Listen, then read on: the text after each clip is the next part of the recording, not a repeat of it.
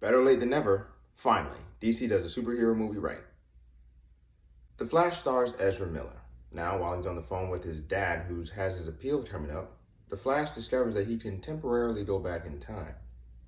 Upon this discovery, Barry consults Bruce Wayne, who's played by Ben Affleck, who advises him that Barry should not go back in time because the past made the people who they are today, and messing with that could destroy everything.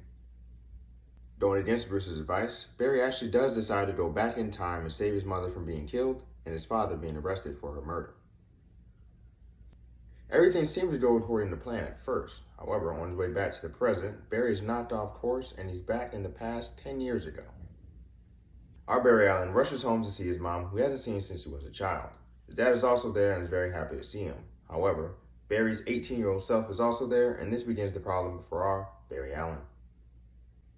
Our Barry Allen isn't just stuck in the past on any day. This is the day he actually gets his powers. So, in order to make sure that happens again, he has to convince the 18-year-old self to make sure he goes to Star Labs and gets his powers back.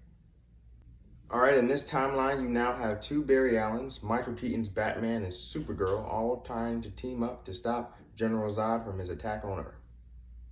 I think this movie really highlights the depths of Ezra Miller as an actor. He's tasked to play a 28-year-old mature adult superhero who's been doing this for quite a few years.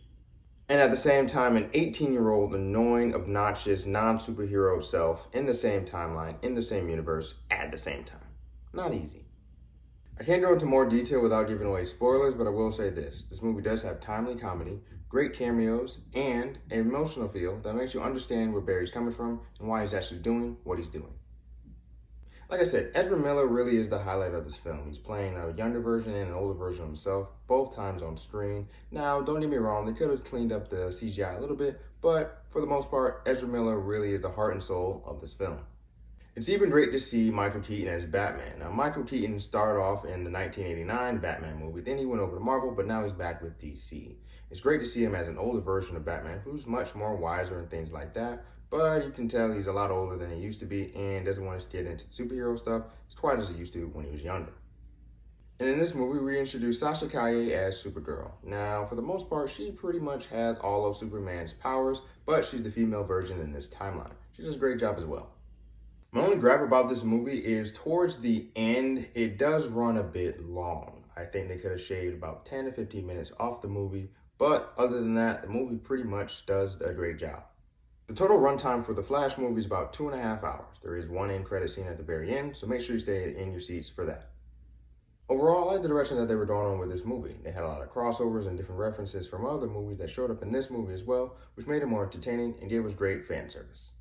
For my rating, I'd give The Flash about an 8 out of 10. The original cut for this movie was about 4 hours long, so the fact that they got it under 2.5 hours and were able to tell a great story and give us a happy ending towards the end was actually phenomenal. For me, and it stands in the DC lineup, I have to put this movie right under The Dark Knight and right before Justice League. I thought they did a great job of making this movie.